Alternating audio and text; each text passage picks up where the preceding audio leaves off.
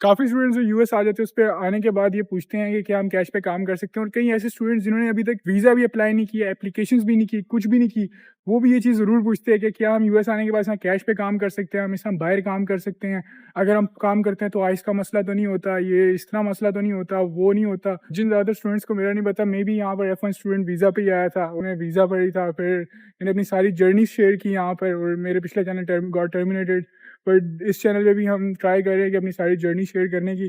तो अभी ऐसे है ये पूल, और क्या नाम है, इधर चिल करते हुए, ये एक अच्छी चीज़ है कि बंदा मतलब यूएस आने के बाद बंदा एक ऐसा सुकून और ये व्यू और ये चीज़ें एंजॉय कर सकता है विदाउट कि बहुत आगे नहीं निकलना पड़ता। आप एक सर्टेन एक अचीवमेंट, एक दो स्टेजेस ऊपर चले जाओ तो आप इधर पहुंच जाते हो, ना कि पाकिस्तान में जैसे आपको पूरी एक ख्वारी के बाद इस तरह के स्टेजेस में पहुंचते हो।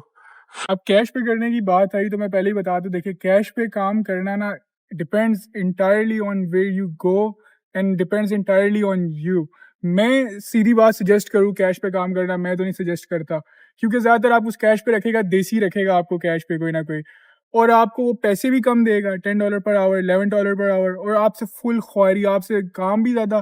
फॉर यहाँ पर ऐसे होता है कि अगर कोई बिजनेस है, कोई भी बिजनेस है, उसको अगर देसी रन कर रहा है ना, तो देसी की कोशिश ये होगी कि वो कैश पे बंदे रखे और कम से कम बंदे रखे। मतलब कि अगर कोई बंदा किसी रेस्टोरेंट में कुक कर रहा है ना, तो देसी की यही कोशिश होगी कि वो कुक भी कर रहा है, ये सफाई का काम भी वो करे, ये काम भी वो करे। ऑन दी अदर साइड गोरो का ये है कि they have employ for everything, मतलब कि अगर कोई आइस उठाने वाला भी है ना, तो वहाँ भी एम्प्लॉय होता है, तो ये डिफरेंस है।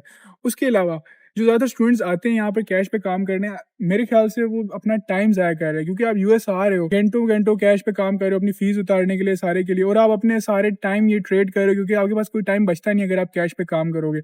मैं ज़्यादातर तो ये सजेस्ट करता हूँ कि go for on campus opportunities, go for internships, इस तरह की अपॉर्चुनिटीज़ देखो। यहाँ पे आप पैसे भी ज़्यादा बनाते हो, आपको सीखने को बहुत कुछ मिलता है, और उसके अलावा ख्वारी नहीं होती जो एक ऑफ कैंपस जॉब में होती है। यहाँ पे बहुत लोग करते हैं ऑफ कैंपस। अब काम करना जायज़ है या नहीं, that's the topic for another video.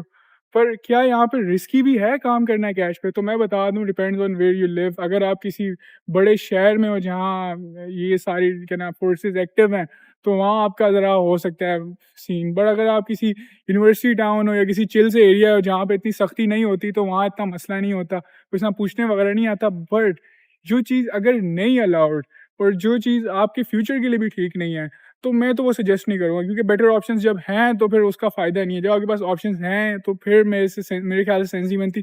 दूसरे कंट्रीज़ में जैसे कि अगर बंदा यूके देख ले, कनाडा देख ले, ऑस्ट्रेलिया, जहाँ अलाउड है काम करना, बट वहाँ अपॉर्चुनिटीज़ इस तरह वाली नहीं है जो कि आपको यूएस में मिलेंगी स्पेशली, जो कि एक अच्छी बात है यहाँ की।